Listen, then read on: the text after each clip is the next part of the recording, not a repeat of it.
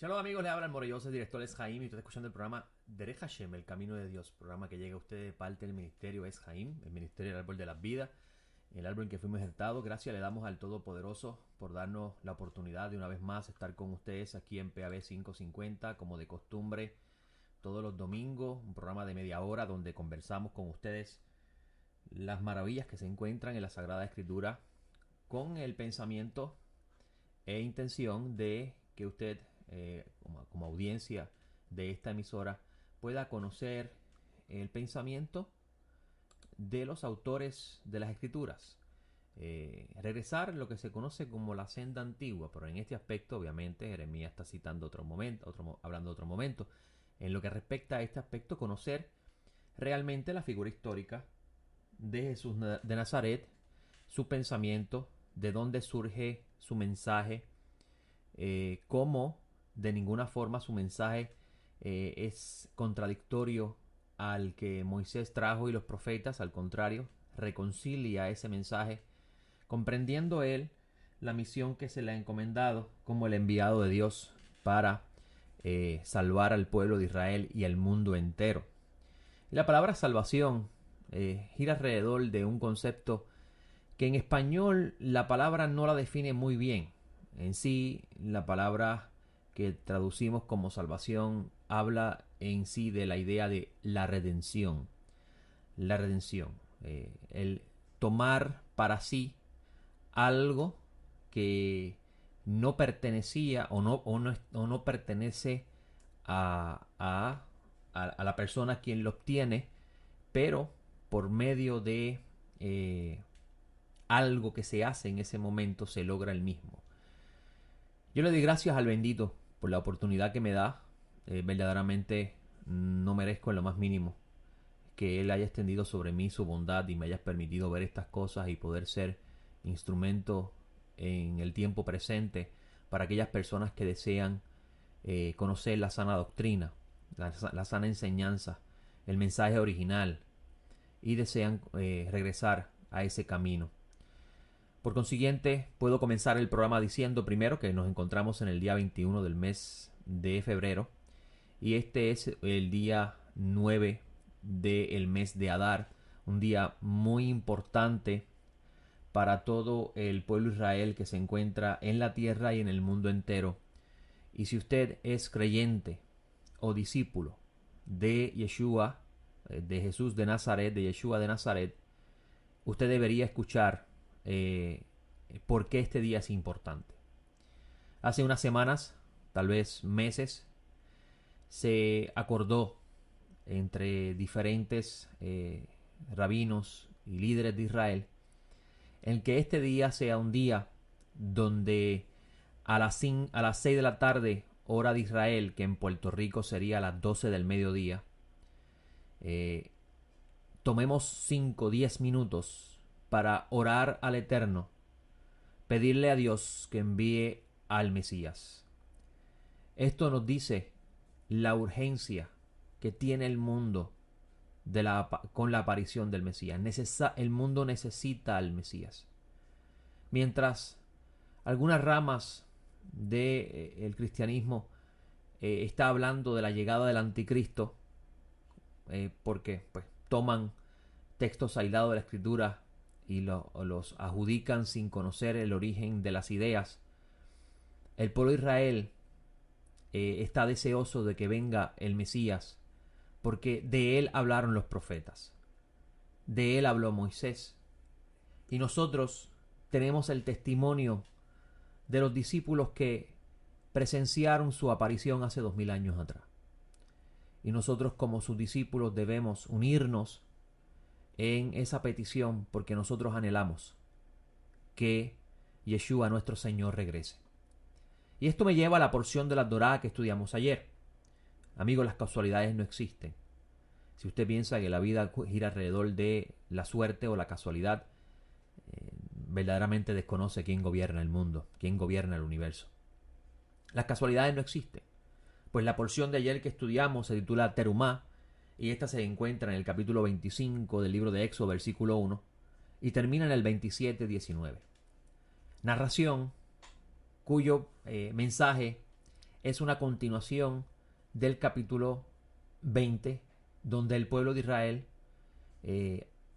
a una voz, capítulo 19 y 20, a una voz escucha al Todopoderoso hablarles de la responsabilidad que se le iba a conceder a ellos como pueblo que iba a ser sacerdote del mundo, sacerdote del Dios Altísimo, y pueblo que iba a ser nación diferente, nación santa. Este pacto trae consigo el que el Eterno le entregue unas leyes divinas para que ellos como nación en la tierra pudiesen observarlas, que los diferenciaría de otros pueblos. Sabemos por la historia que el pueblo se desvió del camino y por eso los profetas hablaron de un nuevo pacto y de la aparición del mensajero de ese pacto, quien se sentaría a purificar al pueblo para que puedan otra vez hacer lo que se le encomendó. Y en esta porción Terumá se continúa hablando de esta responsabilidad que el Eterno le concede o le entrega al pueblo de Israel de forma voluntaria, porque el pueblo a una voz dijo: haremos y obedeceremos. Y en esta porción que comienza en el capítulo 25, el Eterno va a darle ahora las instrucciones a Moisés de construir una morada para él colocar su presencia allí, y así el Eterno los acompaña a ellos desde la salida de Sinaí hasta la tierra, y donde luego se ubicaría el tabernáculo en un lugar donde el pueblo se presentaría 3 veces al año para cumplir con las responsabilidades que conlleva en el pacto.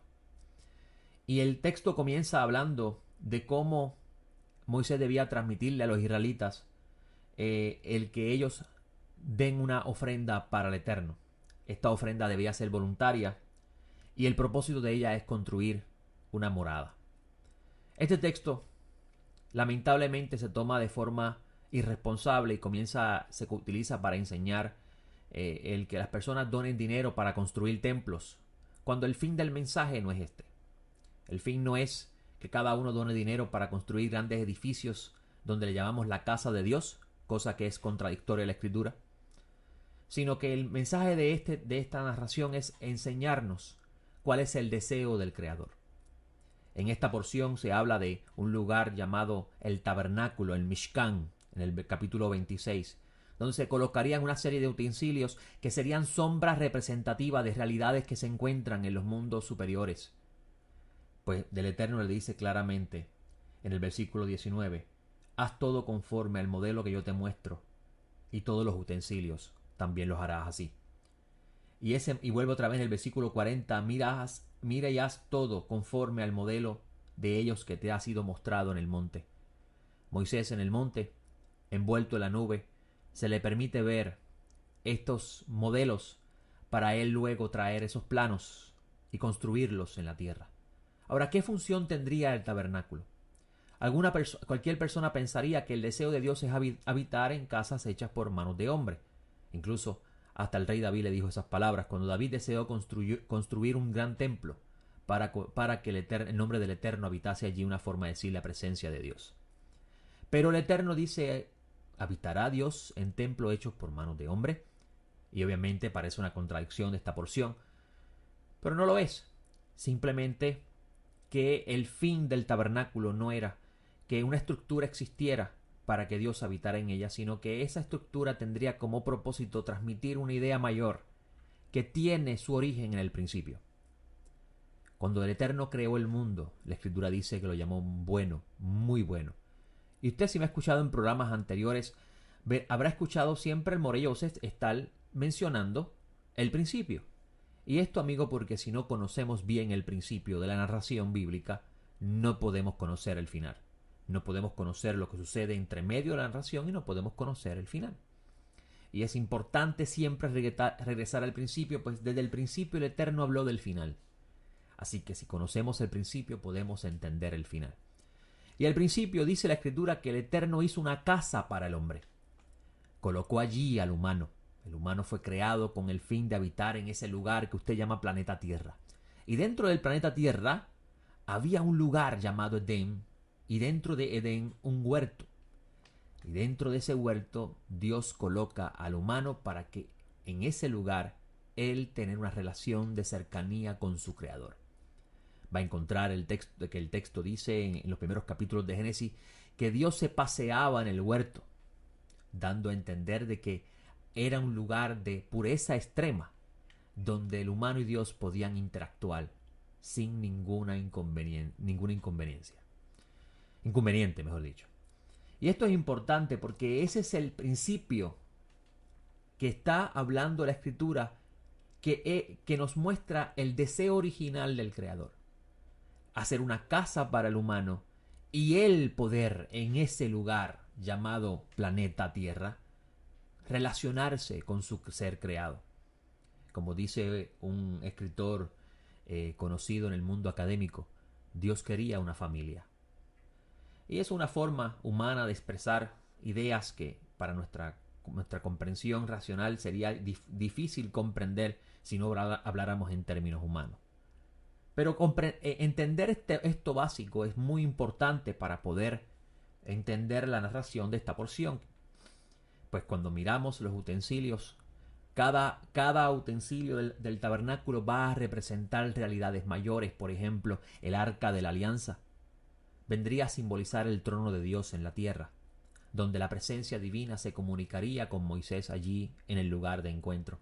Esto es muy importante porque en el Evangelio de Juan vamos a encontrar que Juan intencionalmente coloca al Mesías en una posición en el lugar en el sepulcro donde se puso su cuerpo, dando a mostrar que Yeshua sería el comunicador de las palabras de Dios. Pues si usted mira el arca de la alianza, por ejemplo, va a encontrar que se ordena a construir 2 querubines y colocarlo a ambos extremos del arca, y entre medio de ellos dice la Escritura que el Eterno hablará con él.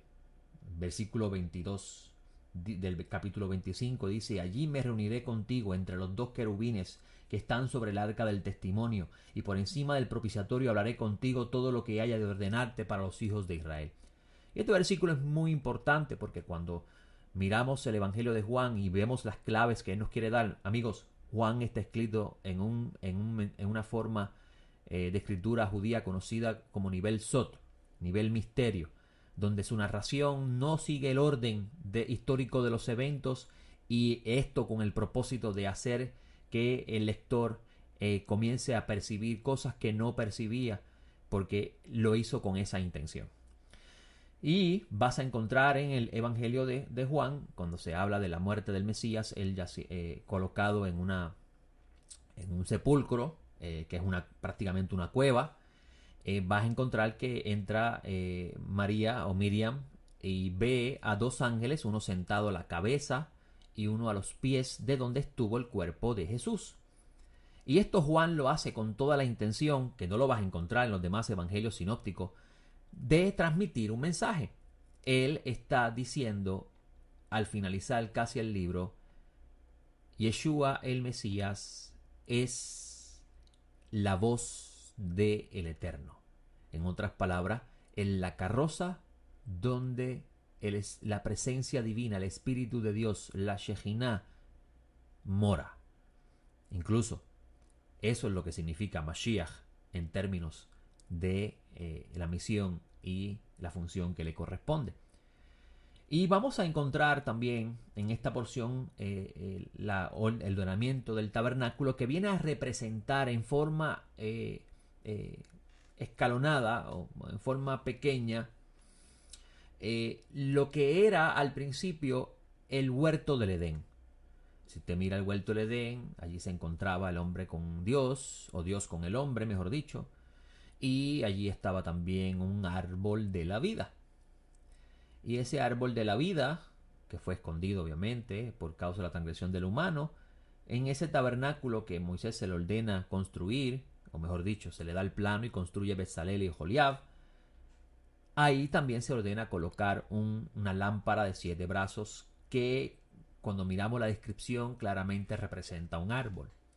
Y esa lámpara va a representar una idea que Moisés va a ver en los mundos espirituales cuando está envuelto en la nube, conforme al modelo que Dios le muestra. Y esa lámpara viene a ser el símbolo del pueblo de Israel en el tiempo antiguo. Viene a ser significativo para Israel porque representaría el árbol que viene siendo Israel. Y esto es importante porque Pablo de Tarso habla de eso en Romanos cuando habla de los que fueron desgajados, las ramas que fueron desgajadas y los que fueron injertados en ese árbol, en ese olivo. Y claramente Pablo está utilizando la metáfora del olivo para expresar una idea, pues obviamente que sería discutida en otro momento. En esta porción, este árbol, pues esta lámpara viene a representar un árbol y este árbol lo vamos a ver en el libro de Revelaciones al finalizar, donde está el árbol de la vida. Que muy interesantemente vemos que Ezequiel ve algo similar, pero de una forma diferente. Me explico. Capítulo 47 de Ezequiel, usted va a encontrar que del umbral de la casa salen unas aguas y a cada orilla del río, de esas aguas, crecen árboles que producen frutos todos los meses y sus hojas son para sanidad, dice el libro de Ezequiel capítulo 47. Y eso mismo lo vas a encontrar en Revelaciones, pero ahora un solo árbol. ¿Cuál es la diferencia entre Revelaciones y Ezequiel? Pues claramente hay una diferencia bien marcada y eso pues con el tiempo que tenemos hoy pues no será posible transmitirlo. Pero qué bueno que Hashem nos ha dado la oportunidad de tener una página web y colocar allí diversas enseñanzas de más tiempo, así que si usted desea escuchar las enseñanzas de Eshaim, nosotros hemos comprado un dominio en español para que las personas que no conozcan muy bien el hebreo puedan escribir el dominio en español para buscar la página y lo van a poder encontrar sin ningún problema. Así que nos complace anunciar que usted puede entrar a nuestra página web escribiendo www.elcaminodelnazareno.com y allí va a encontrar todas las enseñanzas que tenemos disponibles al momento, incluso las grabaciones de este programa. Nosotros las colocamos en la sección de podcast para que personas de diversas partes del mundo nos escuchen, porque además de escucharnos aquí en PAB, en todo Puerto Rico, por internet y por aire, nosotros grabamos este programa y personas de incluso Alemania nos han escuchado, Argentina, Chile, Panamá, diferentes partes del mundo escucha nuestras enseñanzas y bendito sea el Eterno por eso. Ahora, le traigo estaba hablando de esta porción de esta semana y le estaba hablando de la importancia de este día de hoy para todo el pueblo que anhela el retorno del Mesías.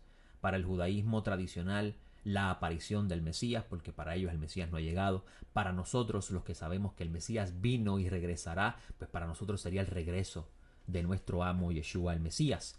Este día es muy importante para nosotros y nos viene a la mente un versículo que se encuentra en el capítulo 23 de Mateo, donde muy bien podemos relacionar con esta porción y con el evento que vamos a estar experimentando todos nosotros a las 12 del mediodía de hoy. Amigos, 5 minutos. En menos de 2 minutos le va a tomar a las 12 del mediodía unirse con este propósito bueno ante Dios. Simplemente con usted decir en cualquier lugar donde usted se encuentre: Amo del universo, Padre eterno y santo, envía a tu Hijo nuestro Señor. Que regrese ya. El mundo lo necesita. Nosotros lo necesitamos.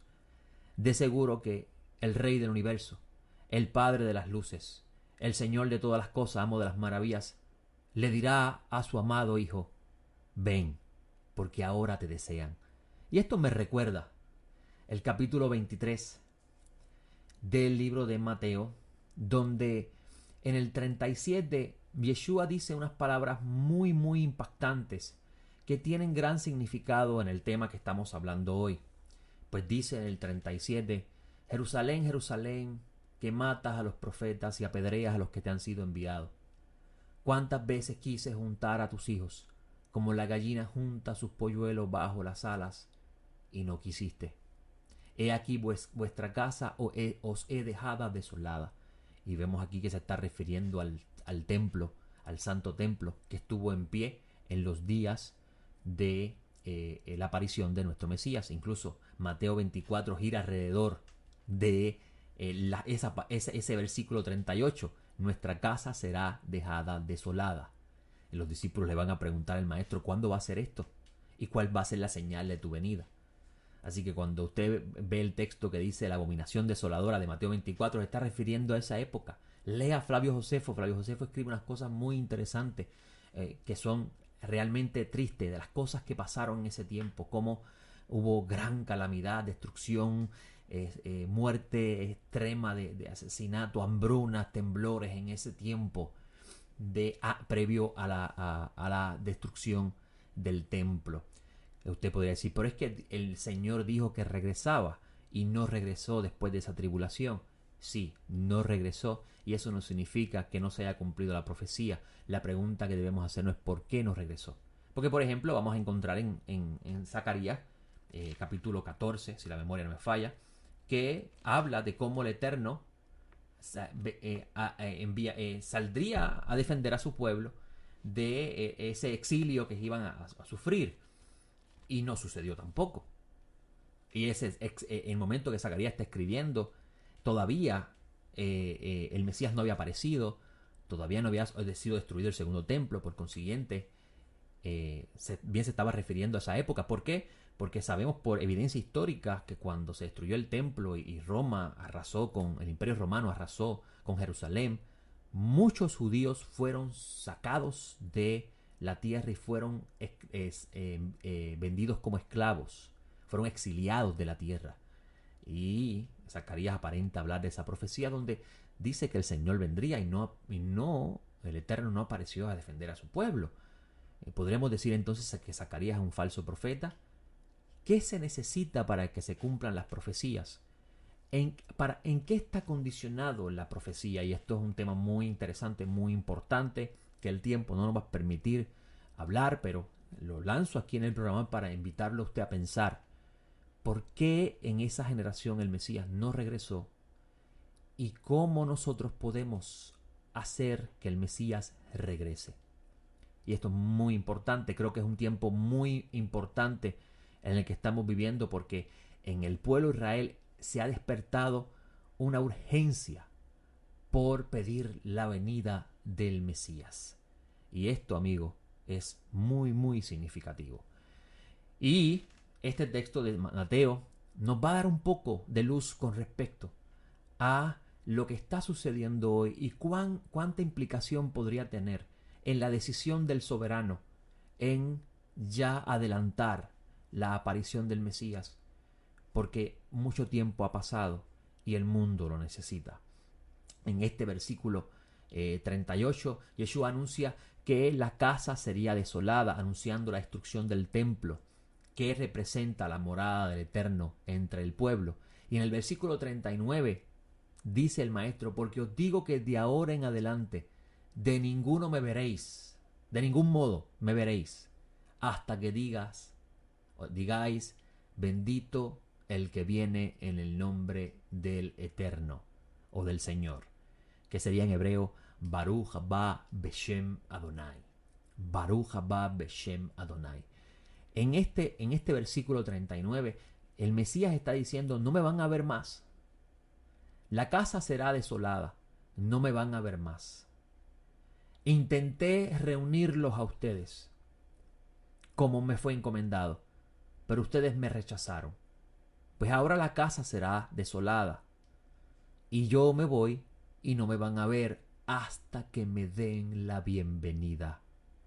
Quiere decir que cuando el Mesías apareció por primera vez no le dieron la bienvenida. Y cuando Él regrese, regresará cuando le den la bienvenida. ¿Ves cuán importante es entender el tiempo en el que estamos viviendo, las cosas que están pasando y cómo desde antiguo ya se está anticipando todo lo que está escrito en el perfecto diseño del Creador? El Mesías le dijo a esa generación, no me van a ver hasta que me den la bienvenida. Nosotros, amigos, somos una generación que tenemos la oportunidad de verlo, pero tenemos que desearlo. Desear el retorno del Mesías, darle la bienvenida, decirle, te necesitamos, regresa, ven, el mundo necesita tu restauración, el mundo necesita que tú intervengas sobre ello, para que se cumplan las palabras escritas en los profetas, que todo Israel será restaurado y todas las naciones serán guiadas por la luz de Jerusalén, donde se sentará el Mesías, y todo el mundo regresará al estado original que estuvo el humano antes de desobedecer la voz de Dios. Sumamente interesante esto que estamos viviendo el día de hoy, y yo les invito a todos ustedes, amigos, que si usted desea unirse a esta petición a las 12 del mediodía, que serían las 6 de la tarde en Israel, usted tome un momento para decirle: amo del universo, ya no podemos más. Pensábamos que nosotros podíamos dirigir este mundo que es tuyo a nuestra forma y hemos fracasado. Mira, Padre eterno, mira cómo está el mundo ardiendo en lugares con fríos extremos, en otros lugares con calores extremos. Las especies que tú creaste se mueren. La naturaleza que tú creaste se deteriora a tal grado que necesita urgentemente tu redención, tu restauración. Pero para que eso ocurra es necesario que venga el Mesías. Porque con el Mesías, dice Pablo de Tarso, vendría la resurrección de los muertos, vendría la transformación de los que están vivos, y con ello comienza el proceso del Tikkun Haolam, la reparación del mundo. Y me lleva esto al libro de Romanos, capítulo 8, donde Pablo de Tarso dice en el versículo 19: porque el profundo anhelo de la creación espera la revelación de los hijos de Dios. Y esto me lleva a citar a Primera de Juan, capítulo 3, donde Juan le dice a los discípulos del Señor: mirad qué clase de amor. El Padre nos ha concedido que seamos llamados hijos de Dios, y lo somos. Por eso el mundo no nos conoce, porque tampoco lo conoció a Él. Esta carta Juan se la está escribiendo a los discípulos del Señor. Amado, ahora somos hijos de Dios y aún no se ha manifestado lo que hemos de ser. Pero sabemos que cuando Él, el Mesías, sea manifestado, seremos semejantes a Él, porque lo veremos tal como es. Es decir, que Juan está validando la enseñanza de Pablo de Tarso. Cuando el Mesías se manifieste y ocurra la resurrección de los muertos, y usted podría decir: resurrección de los muertos, ¿sabes cuántos años llevo escuchando eso? Ese es el misterio de la emuná.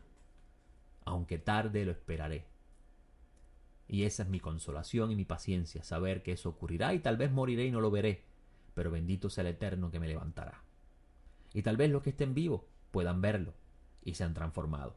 Y Pablo de Tarso habla sobre eso, sobre la resurrección de los muertos, sobre la transformación del cuerpo mortal a uno inmortal. Ese es el mensaje de la redención, ese es el mensaje del Evangelio.